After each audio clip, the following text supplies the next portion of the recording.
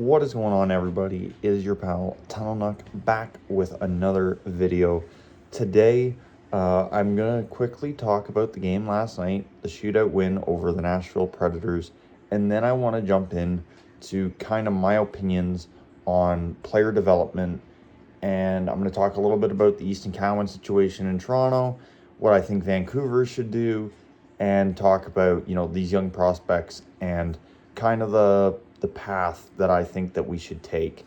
So I'm going to start off by talking about the Nashville Predators game. So the Canucks took on the Predators last night. We won in a shootout. I got to catch the ending of the game as I got home from work. We were about halfway through the second. There was about 10 minutes left in the second, and Vancouver was down. The furthest they were down was 3-1. We had a goal by Brock Besser in the beginning of the game. I didn't get to catch that one, but you had a beautiful goal by Hronek and a beautiful goal by Rossi. You had, insane comeback. One of the best comebacks that I've seen from the Canucks all year. They played the puck well. You could tell that they were really in control. The shots were in their favor. Tortopilo didn't face as many shots, but he did still let 3 in. But we still came out with the win, and you could tell that the drive was still there. Ever since the trade deadline, we've seen this push in, the Canucks play and how they're playing coming out of the trade deadline, and you can kind of see that some players have now relaxed, like Besser, Kane, those kind of players that maybe thought that they were going to be traded and moving. You can see the stress level kind of come down. Obviously, we'd like to see a little bit more from Petey. I kind of noticed last night a lot of his shots weren't even hitting the net. He was missing the net. And he had some amazing chances, but just he couldn't come through on any of them. And I know it's still going to be a rough year. Obviously, we're not looking to win every game, but it is nice to see them come out on top 4-3 against the Nashville Predators. And I hope you guys are ready, because this Saturday, the Canucks take on the Kraken. And it's always good when we see them take on the Kraken, as, it's a rival. Although they're so close together that it's always a great game to watch. I will also be watching the Montreal Canadiens face the San Jose Sharks. I love watching Celebrini, Hudson, Caulfield, Demidov. I love watching all them play. So I'm going to be watching that game too. And I will be making a video tomorrow, because this kind of goes into a video that I want to do tomorrow. But for this one, we're going to talk about the development and how that is crucial in the NHL, and how development is one of the most important things for an NHL team. So I kind of want to get into this. I'm going to give you guys my thoughts. Make sure you leave your thoughts down in those comments below, and let's get right into it. So when we're talking about development, we're talking about players that typically get drafted and then they go to the AHL, and they develop down there, or, like Easton Cowan or like Celebrini, you bring them right into the NHL because they are exceptional players. And, when we're talking about the level of competitiveness in these young kids, it's honestly crazy. And it's an amazing thing to watch how hard these kids work. But it's not all on the player. So when we're talking about this, a lot of responsibility goes to the team. So we're going to talk about the Easton Cowan scenario, because this is a scenario where I think the Toronto Maple Leafs could do better, should do better. And if they want to get the most out of Cowan and they want to see the best results, something's got to change. And I understand that they're playing him now that the season is, they consider it out of reach.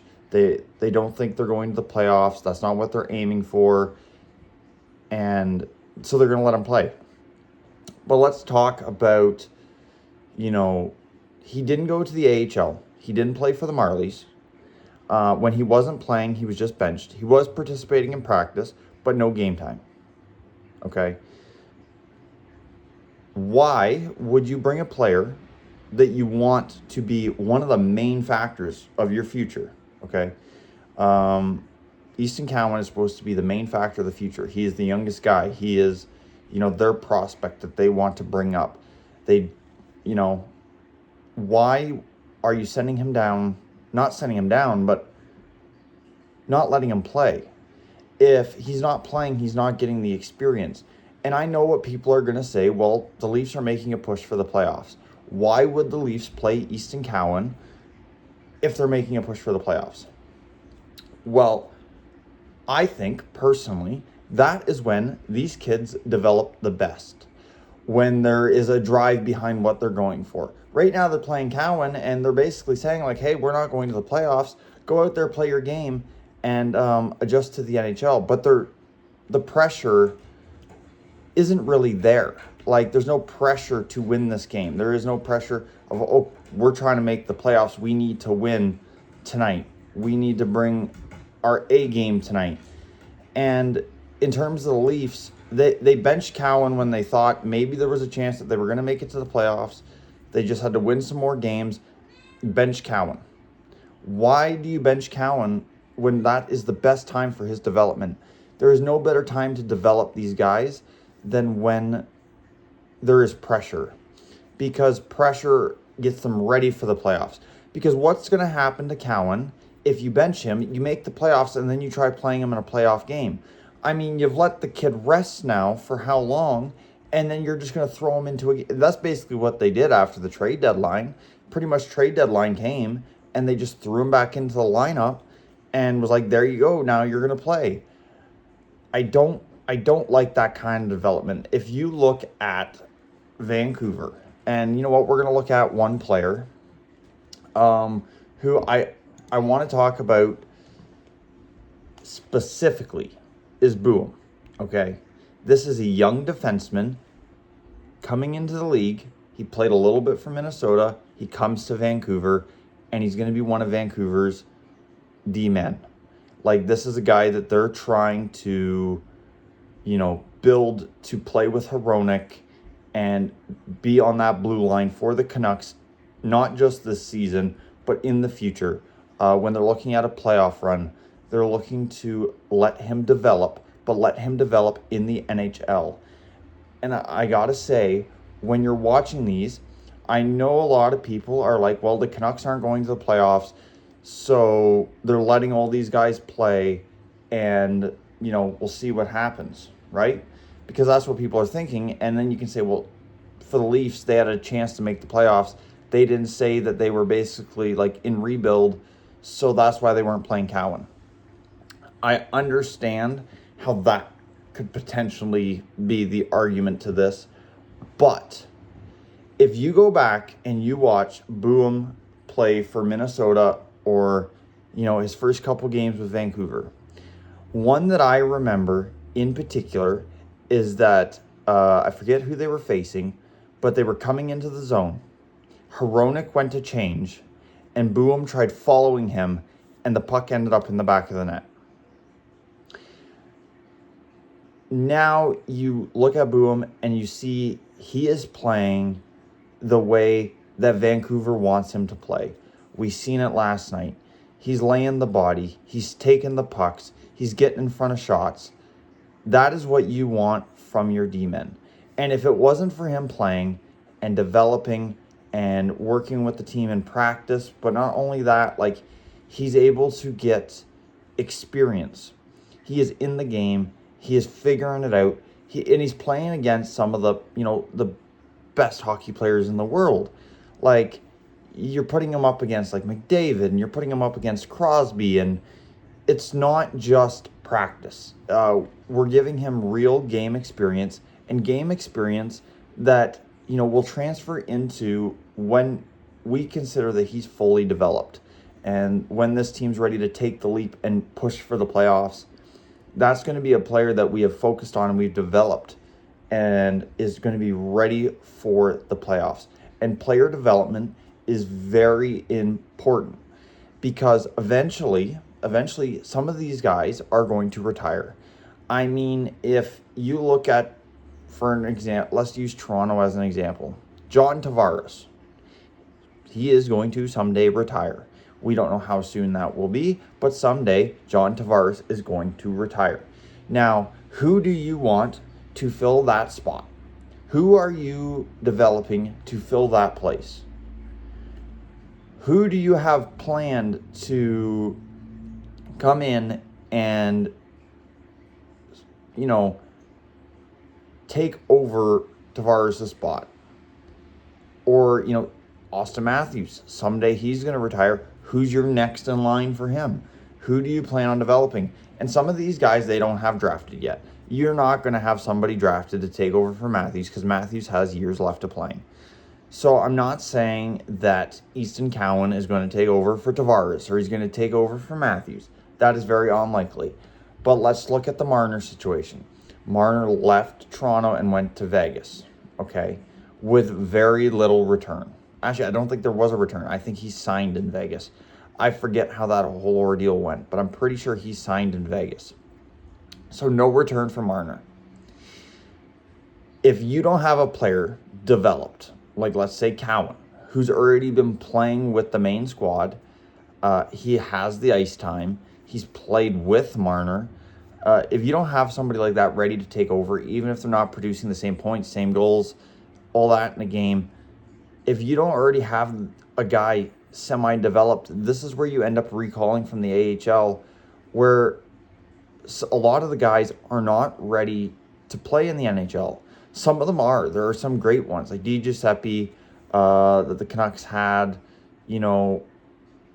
There's Elias Pettersson, the young defenseman. I know he's mainly playing with the main squad right now, but that's because he's another one that we're developing to be on that blue line with Hronek in the future for a playoff push. So we look at these guys, and it's so crucially important that they adapt to the NHL and that you give them the time in the NHL and not just in, the glue moments of we're not making the playoffs, we're going to play them. When at the beginning of the season you played them a little bit, you play them a little bit here, and then you play them a little bit at the end. These guys need to play every game. They need to be in every single game. They need to know not only when there's no pressure of making the playoffs, they need to know that pressure. They need to know, and they need to get used to it, and they need to play with that level of pressure, and they need to show that they can compete and that they can contribute to a playoff push. And you're not going to develop them for that with sitting them in those high pressure moments of we need to make the playoffs, we're going to bench you. If he's not doing anything for game upon game upon game on end, okay. But in my opinion, Cowan, he is a good playmaker. He passes the puck very well, and I think he is somebody that Toronto could develop into an amazing player. And if you're not going to develop him into an amazing player, send him to a team that will. I'm not saying that the Canucks are going to develop these guys all into amazing players, and I'm not saying that, Toronto hasn't developed any amazing players.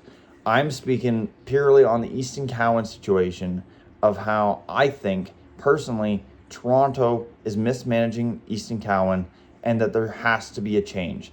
I feel like if they're not going to let him play in those high-pressure moments, he needs to go to a team like, say, Vancouver or Nashville or Montreal, okay, where they're going to let him play every game and he's going to play in those high-pressure moments because they're building their team around young guys. They want to develop these young guys and they want their team to be young and make a push for the playoffs, like what Montreal is doing right now.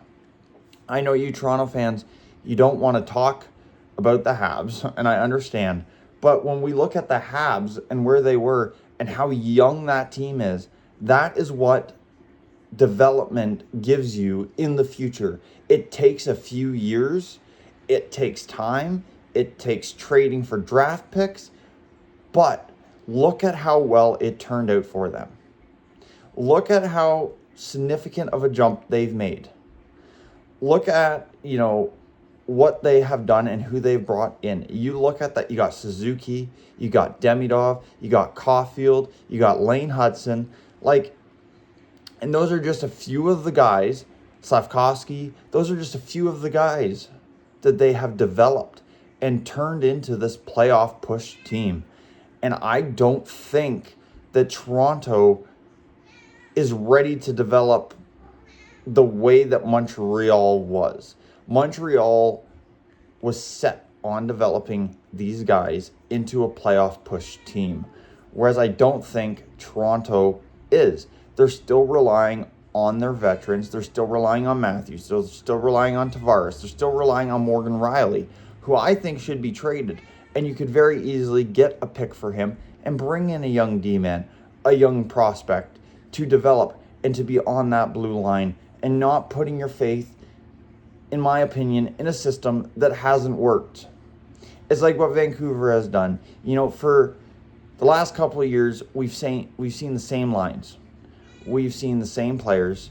We've seen Pettersson. We've seen Besser. We've seen Garland. We've seen JT Miller. All those guys. And I know they've broken them up. Like Miller left last season, and we have, Garland went this year. Tyler Myers has left. Like, there has been trades since then. But for Toronto, the only player that has really left that core is Marner. And, you had the McMahon trade. That one stung. But the core of Matthews, Tavares, Riley, Marner, like, your core hasn't really changed much beside Marner leaving. And I don't know if that was so much a Toronto decision as much as it was a Marner decision. So they're not dedicated to development yet. They're not thinking about developing young players. They are focused on their core. But then having somebody like Easton Cowan is one of those situations where you kind of need to focus on development. And maybe if the situation that you have right now isn't working, teach these young guys to play alongside, players like Matthews, players like Tavares, players like Riley. I mean, if you don't trade Riley, bring in a young D-man to play with him. You look at Bobby McMahon, he turned into a great player, and that's a lot of because of how Toronto developed him. And I think Toronto done a great job in kind of shaping the player that Bobby McMahon was. I seen big improvements in Bobby McMahon through his tenure in Toronto. And I think that, Toronto should try to do the same thing with Easton Cowan. I think there's a lot more development. Sorry about my cat, by the way. I think there's a lot more development to go on Easton Cowan. And I think Toronto, if they do a similar job to what they did with Easton Cowan, he will be an amazing player. And it's just about developing these young guys into the players that you want in your future. It's not the players that you want right now, because these guys are going to make mistakes. And that's where, fans kind of got to sit back and go, you know what? Even if they score, if there's a mistake and, your team loses the game because of it, these guys are learning. These guys are developing. This stuff's going to happen. Mistakes are going to be made. These guys are human. When the mistakes happen, though, the media and the fans need to try and give these guys a little bit of a break, because we come down on these young players so hard and we expect so much right out of the gate. And, if they make a mistake, everybody's right on to them. It's all over the media, Sportsnet's talking about it, TSN's talking about it. Oh, look what he did. He needs to improve.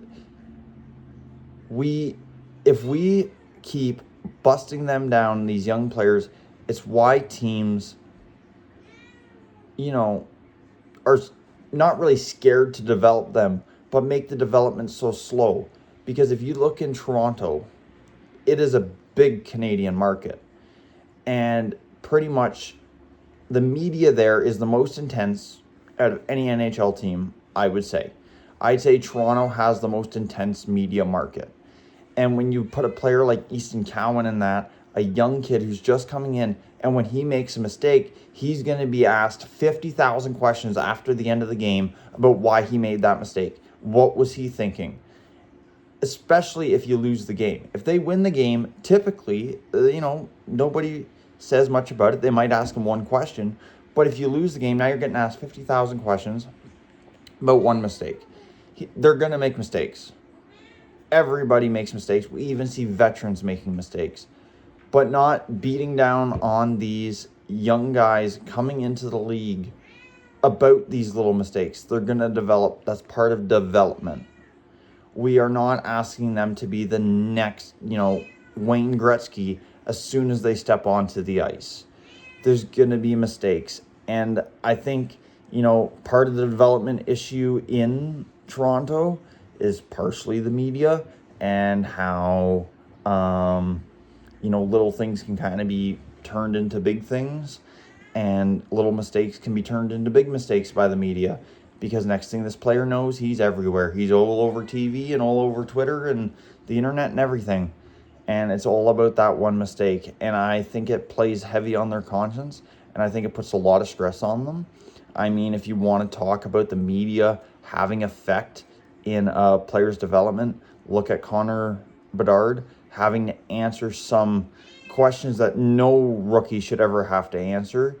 He kind of got put in, you've seen Foligno kind of mention it when he got traded, that Bedard went through something that no kid deserves to go through. And in my opinion, he had the roughest beginning to the NHL. And it was kind of because something that happened internally inside the Blackhawks organization got spread everywhere. And it was all over Twitter. And he was getting asked countless times about it. And that puts stress on a guy, because you're bringing his personal life into it. You're asking questions about his family, about his mom. And he's not getting asked about hockey. He's not getting asked about the game. He's getting asked about this certain situation. And for a young kid, that's a lot of pressure. And not even so much in the hockey terms, but just in the media terms. Eventually you get sick of talking about the same thing, but it seems like sometimes with those kind of situations, it's never going to stop, because the media is always wanting to talk to them about that situation. And I think it's kind of where the media has to start giving these young guys a little bit of a break. I understand they have a job to do, and sometimes they do an amazing job, a lot of the time. But there are certain situations, specifically with the young guys, where I think a little bit of a break could be given, and, understanding that, mistakes are going to happen and it's part of development. And that's what, for an example, in Vancouver, we're striving for is development. And it's why development is such a crucial part of, the NHL, and a team and owners have to take it very seriously, the development, because you're not thinking of your team right now. Well, you are, but you're also thinking of your team in 5 years, your team in 3 years, 2 years. Whenever you're hoping to make this playoff push or go for the cup, this is what you're thinking about. You're not thinking right now for the Canucks. You're thinking next season, the season after that, 5 years from now. That's the development that the Canucks are looking at. I think the Leafs are still looking at right now. The Leafs are still thinking next year, this year, next year. So they're not focusing on development. Doesn't really seem to be their priority as much as trying this same core, this same team as every other season. They've done some bigger trades, getting rid of McMahon. Marner went to Vegas. Some things have changed. The ship has been rocked a little bit, but still the focus on development isn't there. They're still focused on the core that they have. And I think that they just need to focus a little bit more on development, give these young guys a little bit more of a chance, and, do what they done at the trade deadline, but continue that in the offseason. Trade for draft picks, trade for prospects, develop these guys, and I think Toronto could become a very, very, very good team, because they have the veteran structure there, and now they just need the young structure behind it, and I think you could form a very amazing team. It's just having the right prospects and having the right veterans to make that team what I think they really could be, and just focusing a little bit more on developing these guys. that have already been exceptional hockey players, whether it's in the OHL or college, wherever they played. They got drafted early on in the draft, first round, second round, for a reason. Let them develop. Let them develop in the NHL. And let them prove that they can continue that play of hockey in the NHL. And I think it is very crucial. Like I said, development is a very crucial part to this sport. Like any sport, baseball, soccer, whatever you're playing, development is the key. Development is always got to be one of your top priorities. You always got to be looking at who you're developing, how they're developing, and what they're going to be able to do for the team. And if you don't think they're going to be able to do anything for your team, you let them go, and you let them go to a team that they are probably going to be able to help, and maybe where the situation fits a little bit better. And when you build your team fully around young guys, it becomes a challenge, because all these guys are young and all of them are developing at the same time, and they're kind of learning how to all work together. And trade deadline, sometimes afterwards, it can be a little bit rough because you're bringing new players in, new faces, and you're kind of playing with the line, seeing who works well with who, and you're doing the same thing in practice. You're switching up the lines, who plays well with who. And, it's like that with the new guys, though. You need to let the new guys develop just as well as when you bring in these veterans, you're letting them develop on the team. I know letting the veteran develop on the team, he already has NHL experience, so that might go a little bit quicker. But you need to do the same thing with, these young guys coming into the league. And that is basically my opinion on it. I hope you guys enjoyed this video. I do want to say, if you guys would not mind going checking out my friend Maple Leafs on the Man Advantage, he posts some amazing content, especially if you like the older stuff. He goes way back. He's talking about seasons a long time ago, way before I was born, and before he was even born. And I find it very cool. I like watching him. He also posts some relevant stuff. He does have a video up on the trade deadline. So if you guys have watched my video on the trade deadline, make sure that you guys go over and check his out. There is a link down in the description for his channel. Make sure you guys go check it out, and leave him a comment, leave him a like, because it is very much appreciated. So like I said, guys, if you guys enjoyed this video, make sure to smash that thumbs up button. Leave a comment down below, because I love talking hockey. And if you got some opinions on this, even if they're different than mine, leave them down below. Let's talk some hockey. I hope you guys have an amazing weekend. It is Friday. I hope you guys enjoy Hockey Night in Canada tomorrow night, or hockey wherever you're watching from. I hope you enjoy it tomorrow, Saturday night, the best night of the week. And I will catch you guys in the next one. Go Canucks, go.